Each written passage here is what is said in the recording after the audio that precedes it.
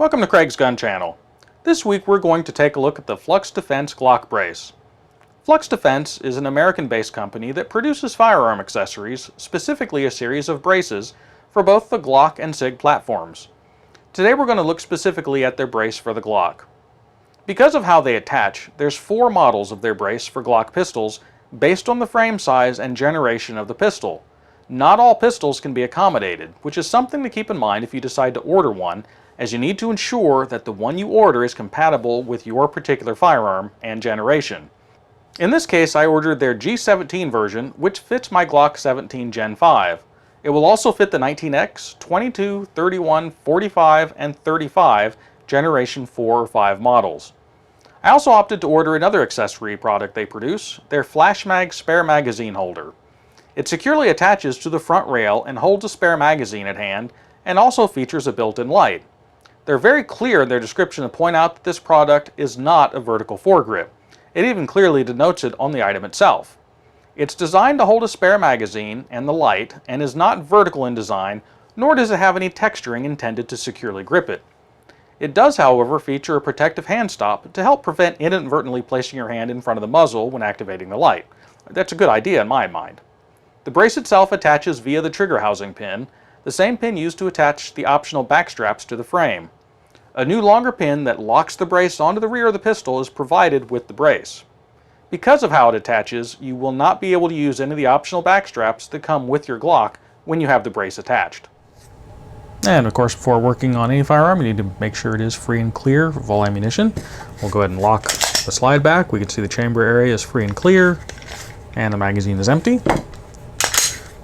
So we're able to start taking a look at the installation of the Flux Defense brace. So first of all, the brace itself attaches via this pin right here. This is the same pin that would be used to use any of the optional back straps. There's also some other companies out there that make some optional laser assemblies, things like that, for the Glock pistols. Also utilize that pin. Unfortunately, the way the brace attaches, you wouldn't be able to use any of those optional back straps or any other devices that utilize this pin and use the brace at the same time. So the brace itself would basically mount onto the pistol. It kind of goes in that position right there.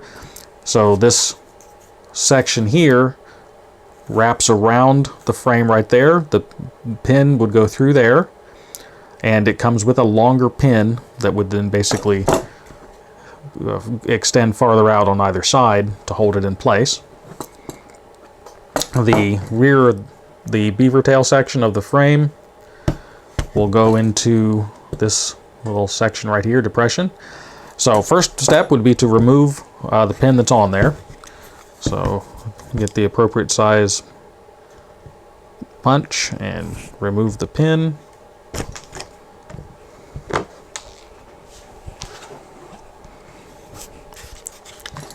And you would slide the brace over the pistol and align everything up. Now, it is a very, very snug, tight fit, so it will take a little bit of work to get it in place. Now, this one kind of goes on a little bit easier than what I might have just been describing. That's because I've had this one off and on a couple times. The very first time I went to install this, it was very difficult to get it in place. I could get it lined up to where you could get one side in and it wouldn't go all the way through. It took a lot of manipulation, kind of torquing this back and forth, pushing forward on it. It took quite a bit of work the first time to install it. So keep that in mind. It is a very tight fit, but that's what allows it to be rigidly attached to the pistol. So you want it to be a tight fit. So once you get that in place, you get the replacement pin that they send you.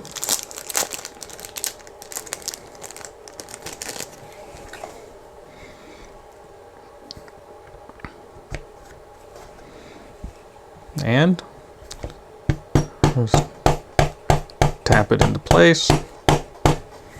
A little mallet would actually be of assistance. And once it's in place, it's very rigidly attached. Now, this The little section here is the trigger that will release.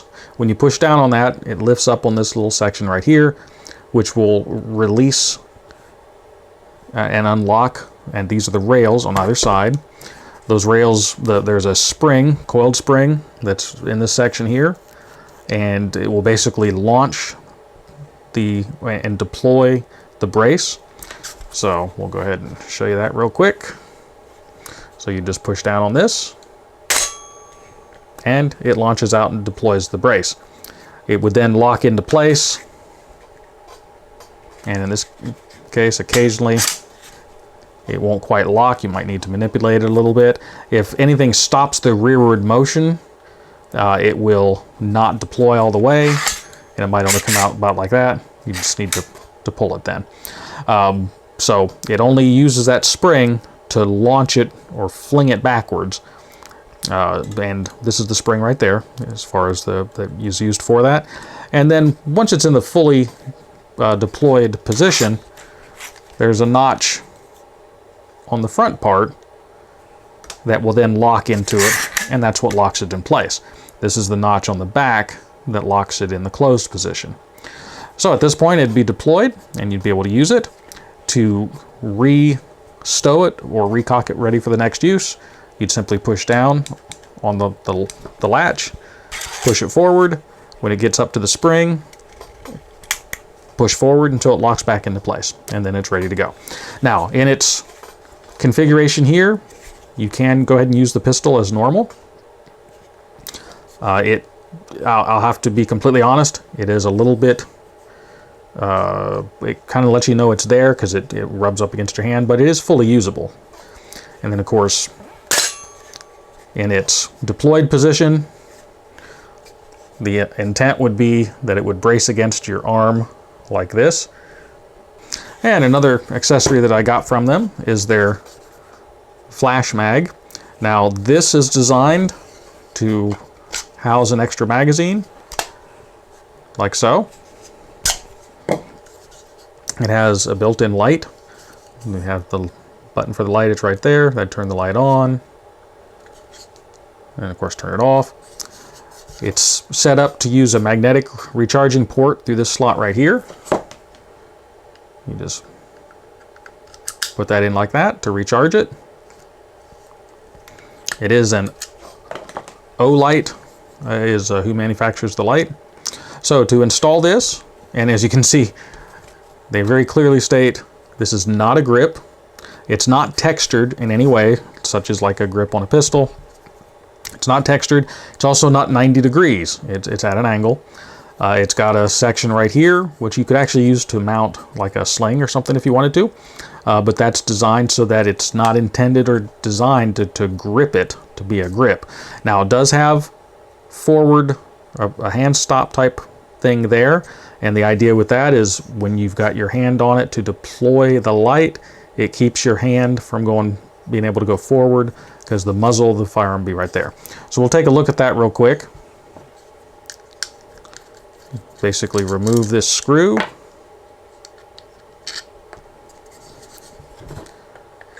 And then it slides on.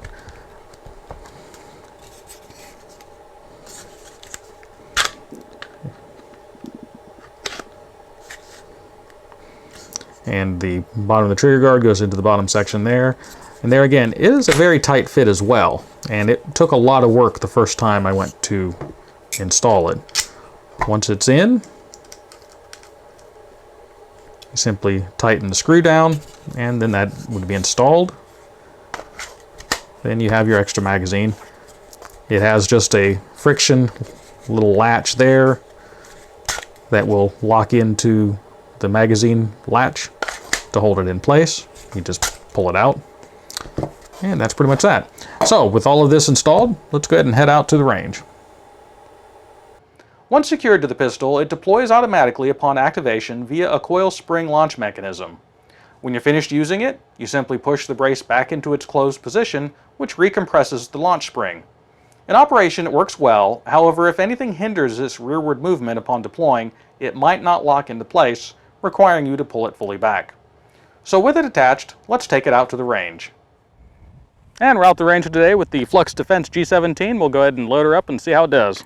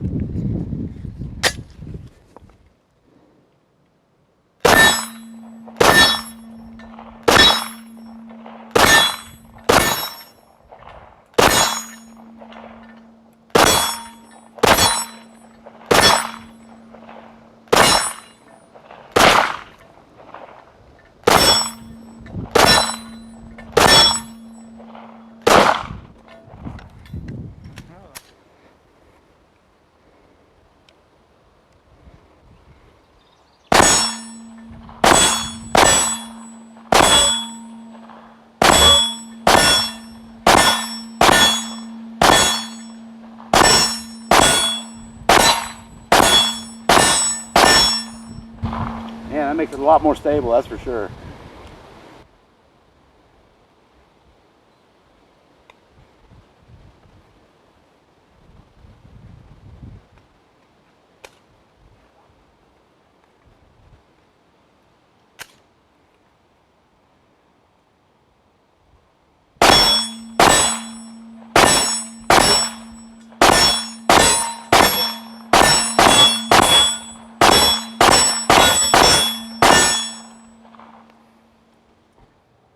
At the range, we both agreed that it does assist in providing greater control over the pistol and allows for faster follow-up target acquisition. But does it really provide that much of a benefit? While it's not shown, I did try to use it in the design format of just bracing on the arm. I didn't find it to be any great benefit, however I do see where it may provide some additional support in that usage. Most of the shooting we did was done using it mostly shouldered or cheek welded. While there are currently rumors that the BATF may be once again rethinking their opinion on braces, as it stands now, the most current public BATF opinion states that you can shoulder a brace. Flux makes it very clear that this product is a brace and not a stock, and was not designed or intended to be used as one. However, you can use it as a cheek rest. I can attest that the design is not intended to be used as a stock. It's far too short to be practical, and the sight plane is very low, making it uncomfortable to use. And while they state you can use it as a cheek rest, the metal arms of the brace are thin and offer no support or comfort of any kind. With that said, we did find that it does offer additional control, especially for follow-up shots. The reality is, though, any sort of additional contact points would help with that. These are not cheap devices. The full retail price of the brace alone is $259. The flash mag runs $139 when you have the light with it as well, and that makes the total package as shown of around $400. Adding a compatible holster that they produce would increase that by another $139. So what are my final thoughts on it? Well, I can say it looks cool. Especially the auto-deploying feature. It does assist somewhat in shot placement and follow-up. However, I do not find it comfortable to use, and it's relatively expensive. Is it worth it? At the end of the day, I would have to say for me, the answer is no. While it allows for some additional control, the cost mixed with the awkward ergonomics make it really not worth it. I would be interested to know your thoughts on it, however, so please let me know in the comments. I'm interested in what everyone else thinks. I hope that this information is of value, and if you like the video, I would ask that you hit the like button and subscribe if you want to continue to see more like this. I appreciate your viewership, I value your comments and feedback, and as always, until next week, stay safe.